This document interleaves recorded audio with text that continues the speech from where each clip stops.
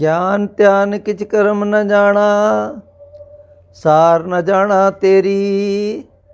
सब ते वड्डा सतगुरु नानक, जिन कल राखी मेरी। प्यारी संगत जी, वाहिगुरु जी का खालसा, वाहिगुरु जी की फतेह। गुरु तेग बहादुर जी की शहीदी तक आपने 3 वीडियो मेरी बन चुकी हैं, 2 वीडियो बन चुकी हैं, ये तीसरी वीडियो है। तीसरी वीडियो के लिए हम गुरु गोबिंद सिंह जी का जो जीवन है, गुरु तेग बहादुर जी की शहीदी के पश्चात, मैं उसका वर्णन करना चाहता हूँ। गुरु तेग बहादुर जी को शहीद करने के पश्चात औरंगजेब ने समझा कि अब ये जो सिख धर्म के लोग हैं, जो ये गुरु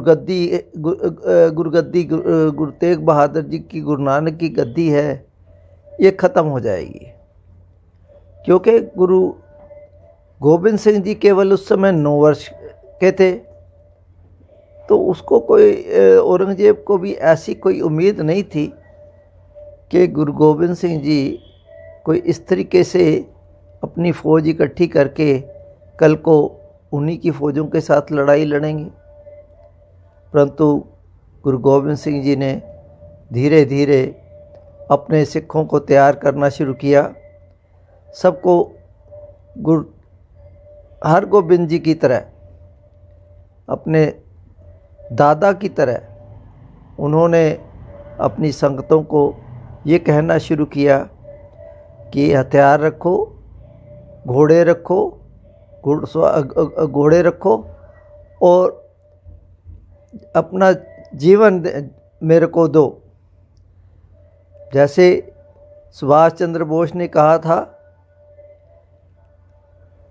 मुझे तुम खून दो, मैं तुम्हें आज़ादी दूंगा। इसी तरह गुरु गोबिंद सिंह जी ने अपने सारे सिखों को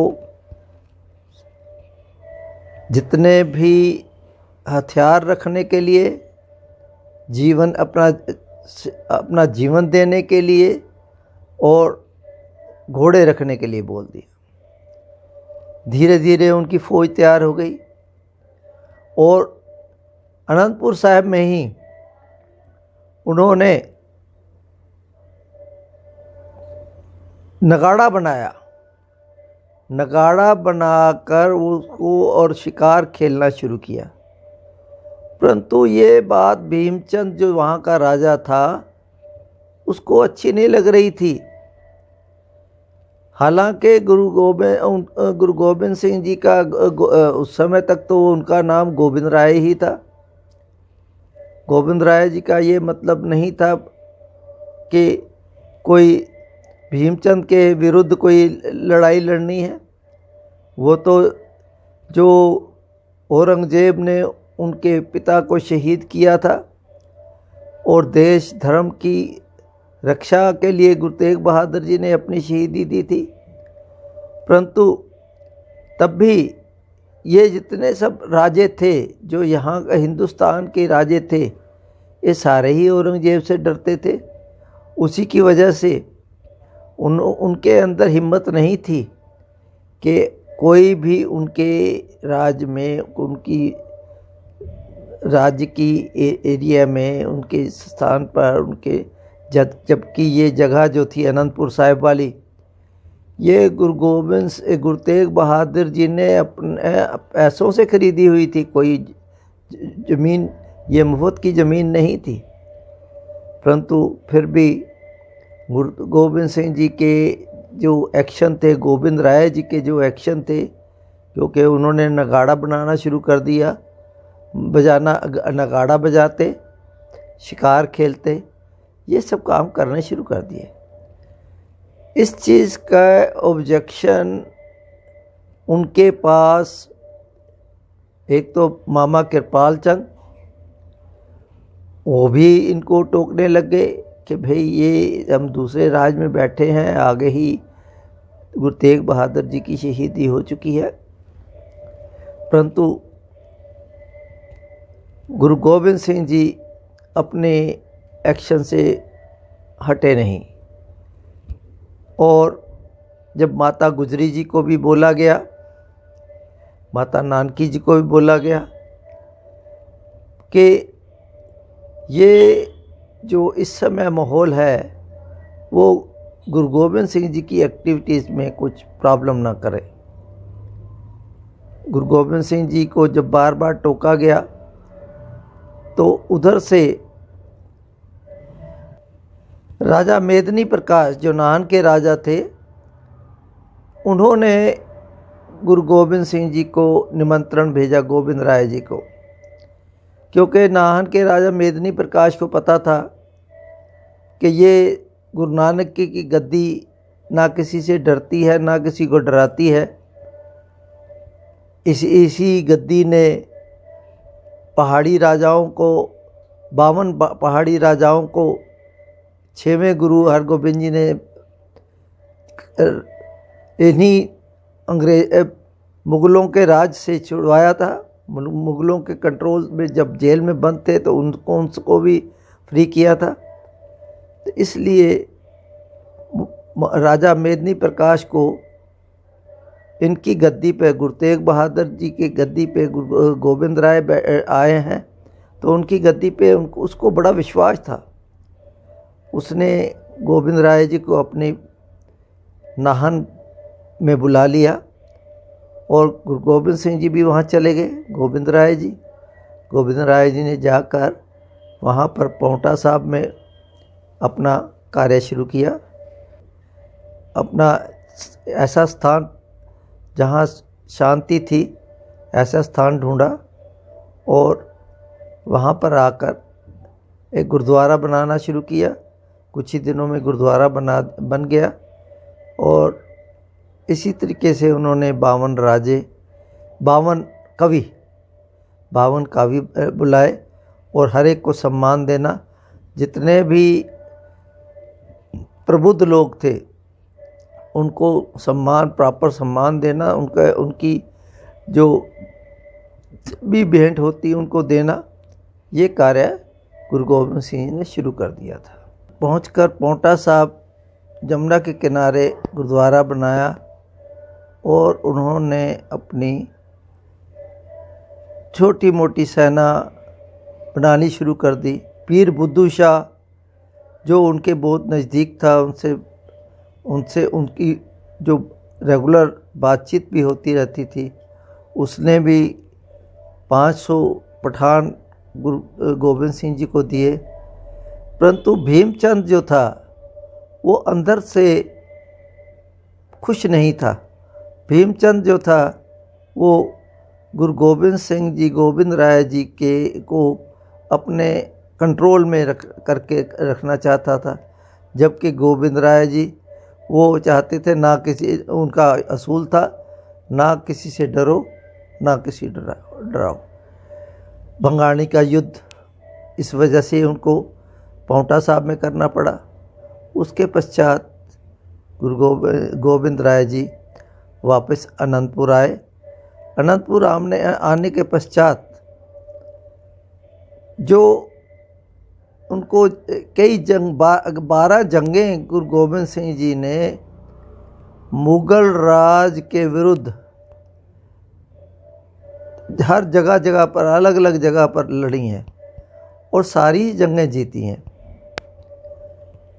अब मैं आपको यहाँ जिक्र करना चाहता हूँ कि क्या गुरु गोबिंद सिंह जी का मंतव्य कोई अपना राज बनाने का था या नहीं था।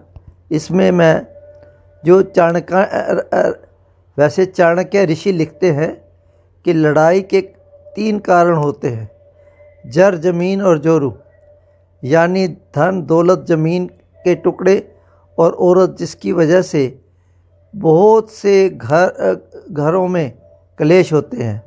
उनमें से 90% कलह स्त्री के कारण होती है। इसी तरह एक देश दूसरे देश के बीच की लड़ाई के भी कई कारण हो सकते हैं। अपने देश को संसार से बहुत अधिक शक्तिशाली बनाने या ज़्यादा से ज़्यादा देशों पर अपना कब्जा जमा कर उन पर राज करने की लालसा।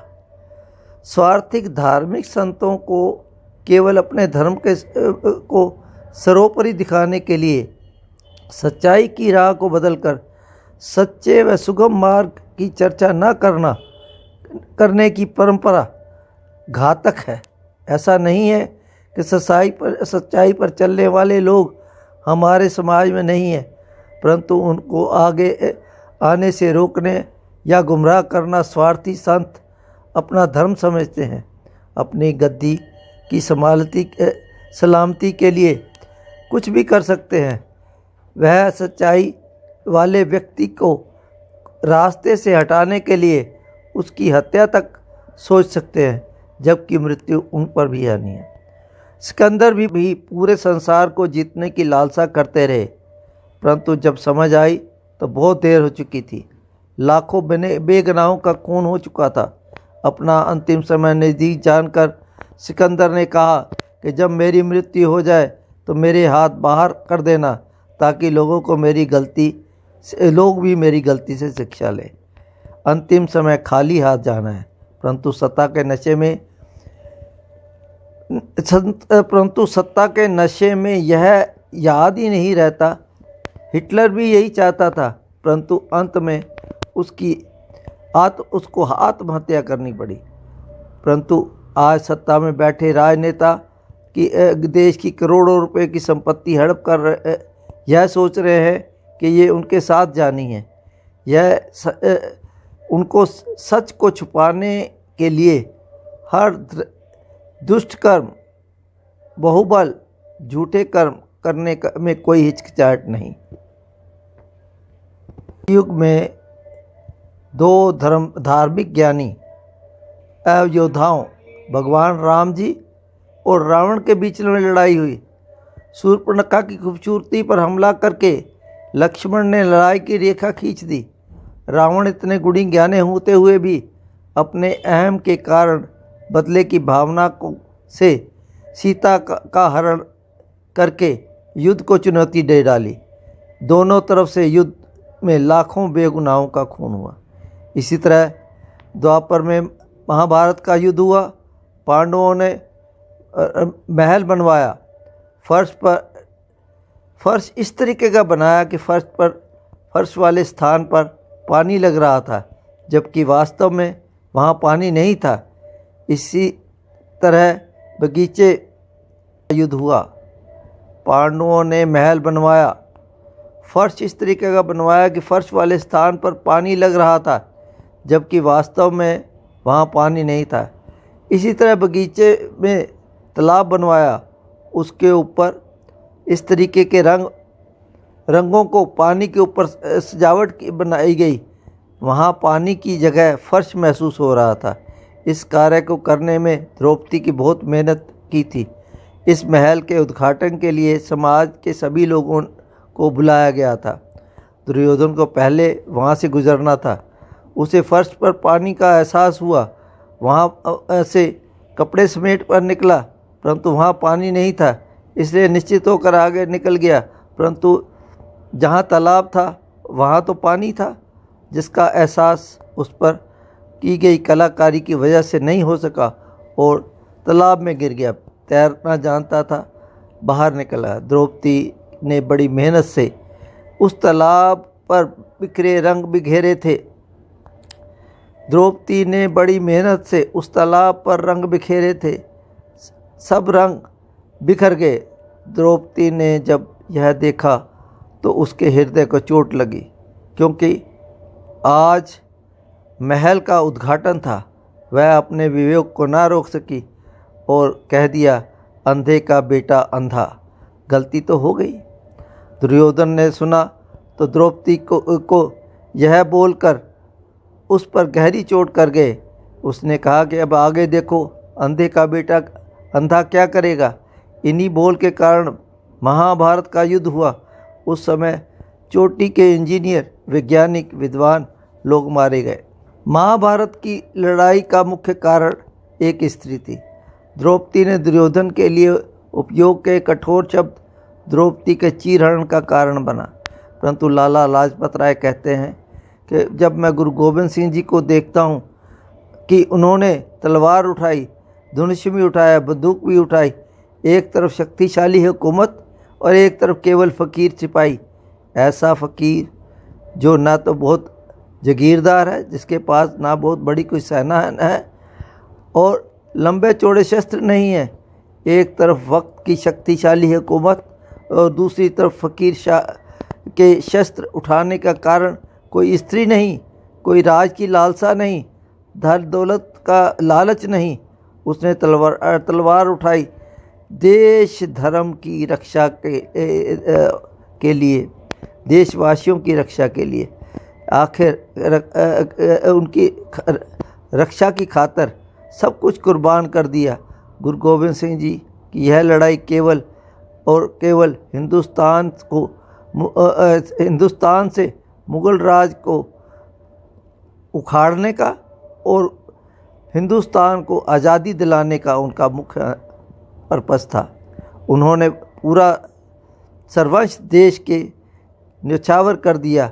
बुल्ले शाह सच ही कहा है, ना कहूँ अब की ना कहूँ तब की, अगर न होते गुरु गोबिंद सिंह तो सुन्नत होती है सबकी।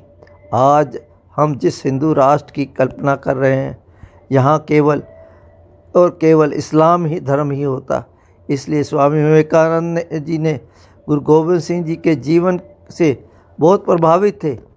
उनका भी कहना था कि अगर हमें भारत को मजबूत बनाना है तो हमारे हर घर में गुरु गोबिंद सिंह जी द्वारा बनाए गए खालसा पंथ का एक सिख परिवार हर परिवार में होना चाहिए। देश को आज़ाद करवाने वाले जब देश को आज़ाद करवाने वालों में जब नाम लेना चाहिए तो सबसे सिरमौर नाम होना चाहिए धन धन गुरु गोबिंद सिंह जी का। हमारे देश के अवतारों के मंदिर बच गए, रामायण की कथा बच गई, गीता बच गई, देश की संस्कृति बच गई, केवल गुरु गोबिंद सिंह जी की तलवार की वजह से। इसलिए मैं कुर्बान हूँ कि श्री गुरु गोबिंद सिंह जी पर। परंतु सार्वजनिक सच्चाई को भारत के स्कूलों में इस संत सिपाही के देशभक्त के इतिहास का पन्ना ही गायब है। हमारी राजनेताओं से भी विनम्र निवेदन है कि ऐसे राष्ट्रभक्त की जीवनी स्कूलों में लागू करवाएं और ऐसे देशभक्त की राह पर चलकर अपना नाम हमेशा के लिए रोशन करें।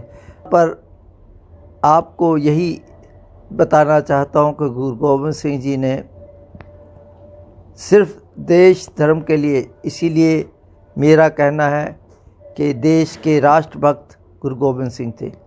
मैं अपनी यह वीडियो को यहीं समाप्त करता हूं, अपनी वाणी को विराम करता हूं। मैं 10 गुरु परंपरा के आधार पर ये गुरु गोबिंद सिंह जी का जीवन चित्रण मैंने जो संक्षिप्त में किया है, मैं अपनी वाणी को विराम देता हूँ। वाहिगुरु जी का खालसा, वाहिगुरु जी की फतेह।